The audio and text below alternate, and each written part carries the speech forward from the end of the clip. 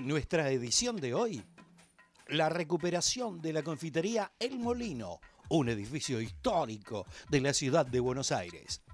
La Noche de los Museos 2019. Viví el arte de construir en la UOCRA.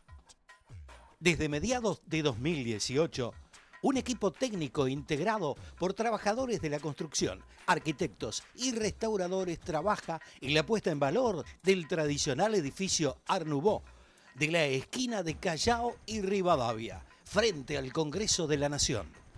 La confitería El Molino cerró definitivamente en 1997 y desde entonces sufrió un continuo deterioro. Para evitar que la desidia y el abandono terminaran por destruirla, 20 años más tarde fue expropiada por el Estado Nacional y pasó a manos del Congreso. Allí se sancionó una ley que estableció los términos para la recuperación y posterior uso público del inmueble. Y se creó una comisión bicameral que se hizo cargo de administrarlo. Finalmente, a través de un convenio con el Ministerio del Interior e Infraestructura de la Nación y con el Ministerio de Ambiente y Espacio Público del Gobierno de la ciudad, se trazó un plan de obra para recuperar la confitería, los salones del primer piso y la imponente fachada de un edificio centenario y único, testigo de la historia política y cultural porteña. A partir de la ley de expropiación, el Estado Nacional ordena avanzar con la toma de posesión del edificio.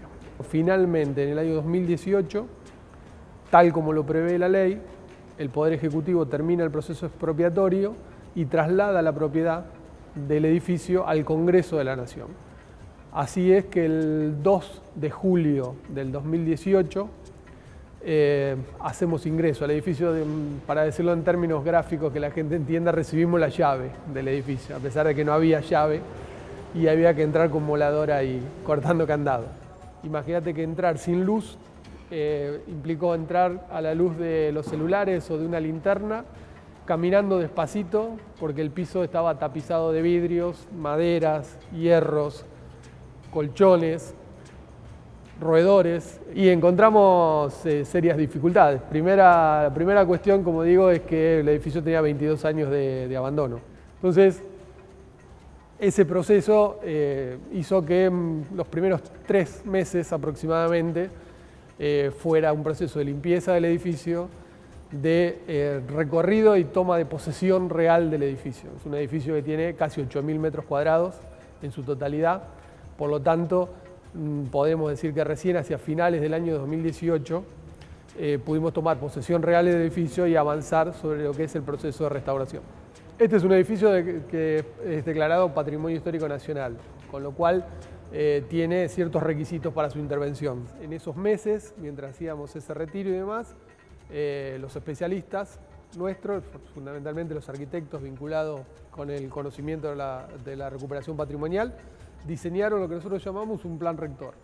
El plan rector del edificio, que en función de lo que prevé la ley para lo que tiene que destinarse el edificio y en función de las características arquitectónicas históricas del edificio, establece un plan de intervención. A partir de ese diseño que se presentó en la comisión hacia fines del año pasado, empezamos con los distintos criterios de intervención. El primero de ellos está vinculado a la constitución de un equipo de restauradores patrimoniales. Son restauradores que están vinculados con la Cámara de Diputados. La Cámara de Diputados de la Nación es quien ha financiado ese equipo. Y con ese equipo de restauradores empezamos justamente a hacer los cateos y las exploraciones sobre los distintos materiales históricos de manera de poder avanzar en la restauración. Por otro lado, como evidentemente no alcanza con ese tema exclusivamente de intervención artesanal, sino que hay ciertas tareas que son de una envergadura que excede lo artesanal y que tiene que ver con reconstrucciones muy profundas, por caso reconstrucciones que tienen que ver con las columnas de hierro, el recambio de perfilerías y de columnas, o la intervención que estamos haciendo sobre la fachada. Con la participación de la Cámara de Diputados de la Nación, que financió parte de alguna de esas obras, y con un convenio con el gobierno de la ciudad y de la Nación, logramos licitar 4 5 obras emblemáticas que tienen que ver con la cúpula, la fachada, la impermeabilización de las cubiertas, y por nuestra parte estamos haciendo la recuperación de los subsuelos y de los salones, sobre todo el salón del primer piso, que ya prácticamente está restaurado en su totalidad. El edificio es de 1916, tengamos en cuenta, que es contemporáneo del Congreso. Pero el edificio son 3 edificios. Cuando fue construido este edificio, originalmente la Confitería del Molino estaba en Rodríguez Peña y Rivadavia, con la ampliación de la avenida Rivadavia para terminar en el eje del Congreso en el año 1916. El dueño traslada la confitería hacia esta esquina, compra el solar de la esquina y construye la confitería en un edificio de 3 pisos, nada más. A posteriori, compra los linderos sobre Callao y sobre Rivadavia, construye el resto de la edificación y los envuelve con una única fachada. Con lo cual el edificio tiene distintos tipos de construcción. Una buena parte está construido con columnas de hierro, perfilería y bovedillas, y otra parte más moderna tiene algún agregado de hormigón cuando ya aparecía esta técnica. Entonces, buena parte de esa estructura de hierro, como vos decís, estaba sumergida en 3 metros de agua en el tercer subsuelo. Una de las dificultades que presentaba el edificio era tener en claro cuál era la calidad estructural del edificio para poder trabajar sobre las intervenciones globales, teniendo la tranquilidad de que el edificio no iba a sufrir ningún colapso en ninguna de sus partes. Así que, como el tercer subsuelo tenía 3 metros de agua y no podíamos detectar, no se había podido detectar desde mucho tiempo, en 20 años, cuál era el origen del agua, habiendo versiones de la más diversa. Algunos decían que era una napa que originalmente se usaban para hacer el pan dulce, esa agua. Otros decían que venía porque habían subido los niveles. Bueno, finalmente era una pérdida externa que hacía que se terminara llenando ahí, pero así era finalmente. Pero hasta tanto pudimos dilucidar eso para ver el estado de esas columnas que estaban sumergidas, columnas y dinteles que estaban sumergidas en esos 3 metros. Tuvimos la colaboración de un equipo de buzos tácticos que se sumergió en ese subsuelo, filmó, y a partir de esa filmación, con un equipo estructuralista, pudimos determinar el estado en el que estaba, apuntalar un par de dinteles que estaban complicados en ese momento y después dedicarnos a sacar el agua.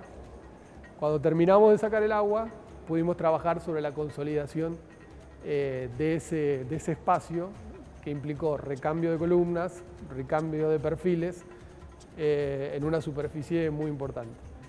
Como digo, trato de decir siempre, para que brille alguna de estas cosas que vemos acá arriba, hace unos cuantos meses que estamos trabajando abajo. La expectativa es que para fin de año estamos terminando prácticamente totalmente la consolidación estructural del edificio. Por tanto, lo que queda a partir de acá es el trabajo sobre los aspectos de restauro, básicamente, que tiene que ver con la confitería, con el salón. La UOCRA participó por segundo año consecutivo de una nueva edición de la Noche de los Museos, iniciativa impulsada por el gobierno de la ciudad de Buenos Aires, en el marco de una numerosa y variada oferta cultural y recreativa de acceso gratuito. La propuesta de la UOCRA consistió en una muestra multifacética, atravesando la historia, el presente y el futuro de la industria de la construcción. Por intermedio de una muestra fotográfica sobre el mundo del trabajo, organizada por Construyendo Arte, ilusión óptica a través de anaforismos, una exposición inmersiva de imagen y sonido en cubo LED, el acceso a simuladores de manejo de maquinaria pesada, realidad virtual 360 en imágenes de obra, anaforismos temáticos y muchas propuestas más fueron parte de la muestra que se realizó en la sede central del gremio, que despertó el interés y la atracción de todos los visitantes que se acercaron a la UOCRA en una nueva edición de la Noche de los Museos.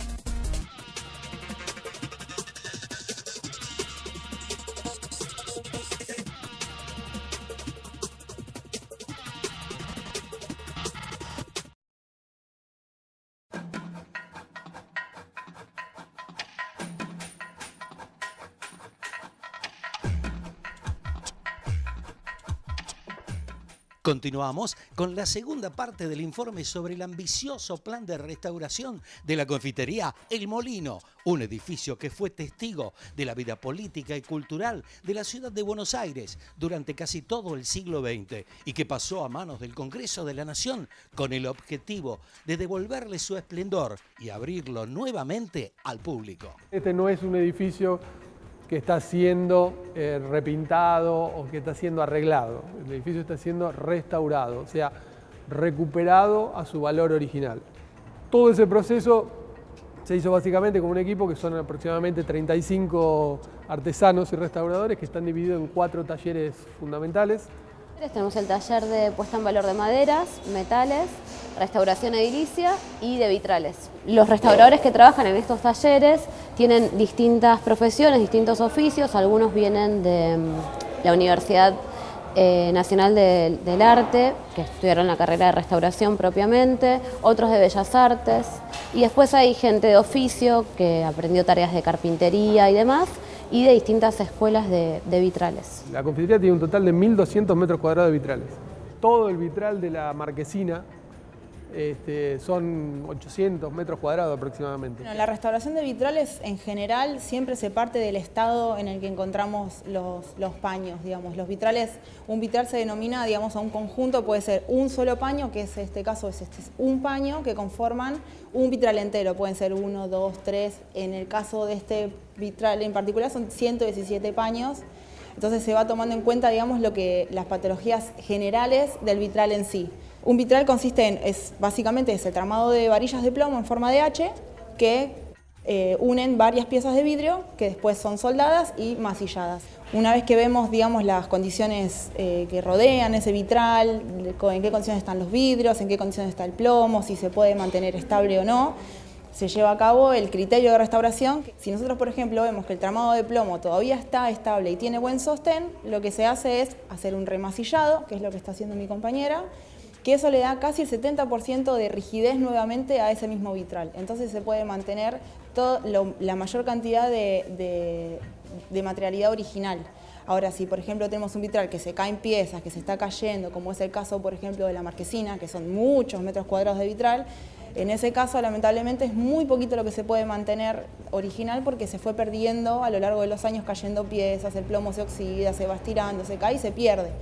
Por suerte, en este caso, en el caso de la confitería, los vitrales están en bastante buen estado, sacando lo que es la marquesina.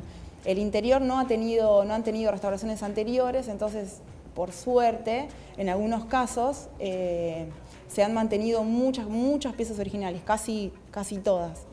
Entonces, eso es algo muy positivo porque no tenemos que estar haciendo como una búsqueda histórica tan exhaustiva para recuperar imagen que se ha perdido, porque está. Es casi todo el 90% de los vitrales dentro del edificio son originales. En el caso de reponer piezas faltantes, siempre se hace si se tiene una imagen que amerite, digamos, que se vea fielmente la imagen que no está. Si nosotros no tenemos una documentación que nos avale para rehacer una pieza, no se hace. Se rellena visualmente la imagen como para que vos lo primero que veas no sea el hueco, un vacío, sino que complete la imagen, pero no algo que a mí se me ocurre, que yo creo que en esa pieza debe haber o cómo se pintó, porque no es lo mismo lo que yo creo o mi mano. Por ejemplo, si falta un rostro, por ejemplo, la confitería tiene todas imágenes de Don Quijote y hay un paño que le falta un rostro de un caballo. Si yo no tengo una imagen que me diga exactamente cómo era esa pieza para poder rehacerla, y yo no puedo, desde el criterio de restauración, rehacer una pieza de un rostro de un caballo como yo creo que es.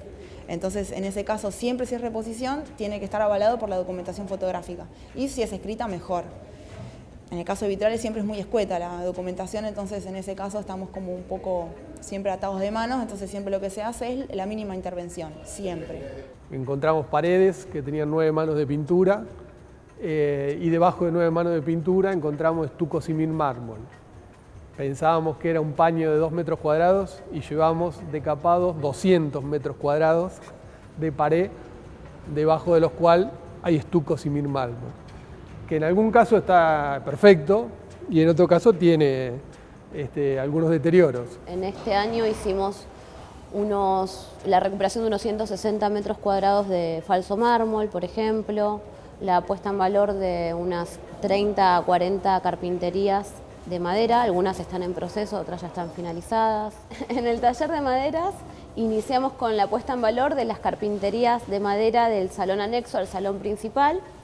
Se hizo un decapado de todos los barnices que estaban con oxidación y después se hizo la consolidación de las puertas, porque la estructura de algunas carpinterías estaba bastante dañada, algunas reposiciones y demás, y al mismo tiempo se fueron haciendo todos los retoques pictóricos en esas reposiciones.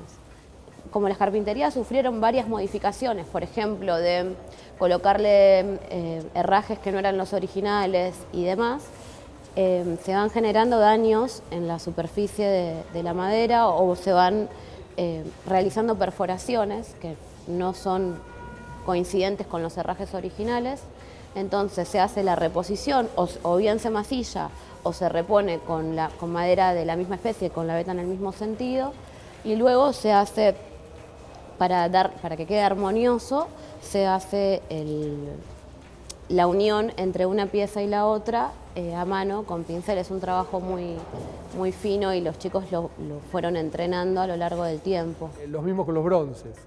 Buena parte de los bronces habían desaparecido, pero algunos habían quedado de testimonio. Entonces, a partir de los herrajes y de los bronces, lo que se hizo fue replicar esos bronces para poder reconstruir las puertas de roble de Laboña con la broncería original en sus picaportes, en sus fallevas, en sus bisagras y demás. Y por otro lado también trabajamos con la ornamentación de los frentes, por ejemplo, de ascensores en planta baja, en primer piso, que principalmente se trata de bronce. Hoy hay materiales que son bastante onerosos a la hora de reponer, básicamente lo que tiene que ver con la broncería, que hay una cantidad muy importante, las puertas de roble de Laboña, el piso, que lo van a ver también, se ha reconstruido el piso original que tenía, que era un piso de roble, y el piso que tiene superpuesto. Trabajamos en la puesta en valor de algunos de los solados de madera. Nosotros en el edificio tenemos principalmente solados de roble, pero en el primer piso el edificio sufrió una remodelación en la cual se aplicó un solado de Caldén sobre el original y se pegó con brea.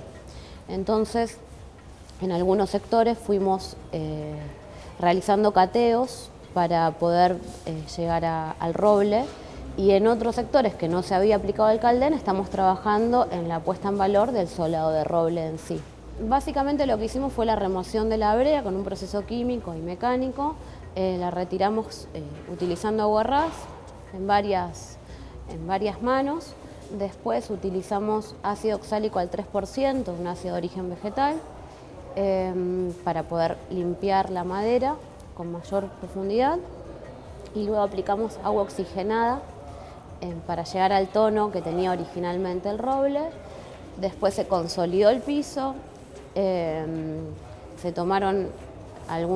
realizaron algunas reposiciones, unas piezas que estaban muy dañadas, y luego se hizo todo el retoque cromático de esas reposiciones. Y por último colocamos una protección con cera microcristalina que es fácilmente reversible. Lo que sucedió en el primer piso es que el salón anexo, que ya estamos finalizando la restauración, se divide en 3 locales. Uno de estos locales se utilizaba como depósito, por ende no lo cubrieron con Caldén y quedó el roble original. Está bastante dañado, pero lo estamos recuperando igualmente. Ahora estamos trabajando en el retiro de las manchas de grasa que tenía el solado, haciendo una aplicación puntual de acetona para ir removiendo mancha por mancha, o aunque sea desdibujando el contorno de estas marcas. Y después, bueno, obviamente que se avanza con la restauración de una forma muy parecida a los solados que tenían brea. Al momento restauramos 3 luminarias originales. Algunas tenían procesos de corrosión muy avanzados, otras no, pero sí todas tenían unas 5 capas de pintura mínimo sobre los bronces, por ende se tuvo que retirar y en algunos casos volver a patinar y consolidar con barniz. En otros casos teníamos algunas piezas faltantes del conjunto de la luminaria, por ende hicimos moldes y las replicamos en este caso utilizando resina. Una es un aplique que está en la confitería al ingreso, que tiene otros 16 apliques alrededor con caireles. Eso se desmontó por completo, se retiraron todos los caireles, se trabajó en la estructura metálica de la luminaria y se volvió a montar. Al mismo tiempo, esa luminaria tiene paños de vitral que trataron las chicas del taller de restauración de vitrales, las vitralistas. Tuvimos que desarmar por completo esos paños y volverlos a armar porque los plomos estaban con un estado de deterioro muy avanzado. Lo importante siempre de la restauración en general es el registro. Es como si se le hiciera un documento, un DNI al objeto. En este caso de vitrales o en el caso de molduras, siempre debe haber una documentación que avale lo que yo encontré y lo que hice. Porque quizás mi criterio de hoy no es el mismo que se va a tomar en 20 o 30 años. Entonces yo tengo que dejar asentado para las próximas restauraciones, si se van a hacer, qué hice, cómo lo encontré, qué criterio tomé y la intervención que realicé. Entonces en este caso se hace una fichita que vamos anotando en el estado en que se encontró el paño de vitral o el conjunto de vitrales, qué tipo de plomo tiene, el grosor de las alas, que también es muy importante, si tenía piezas fracturadas, cuántos faltantes había. Entonces se hace como todo un registro de cómo está, previo, antes de tocar nada. Se hace un registro fotográfico y demás. Se hace el diagrama, no sé si se llega, bueno, después se llega a ver, se hace un diagrama del dibujo de los plomos de cada paño y se anota todo. Una vez que yo ya anoté todo, cómo está y cómo lo encontré, se empieza a ver las patologías. ¿Qué patologías tiene? Suciedad, de dónde viene, sales y demás, porque también está muy en contacto con el contexto. Si yo tengo una filtración, tengo cierto tipo de sal arriba del vidrio que me genera cierta patología, se anota todo. Y entonces después, el próximo paso es la intervención, que también queda toda registrada. Yo anoto acá la intervención y después anoto todo. Se recambió tal tramo de plomo, se mantuvo porque estaba estable, no sé, se encontró tal patología, se toma muestra, el resultado es tal, todo queda acá. Y el criterio y posibles restauraciones a futuro. Esto fue Con Más Info.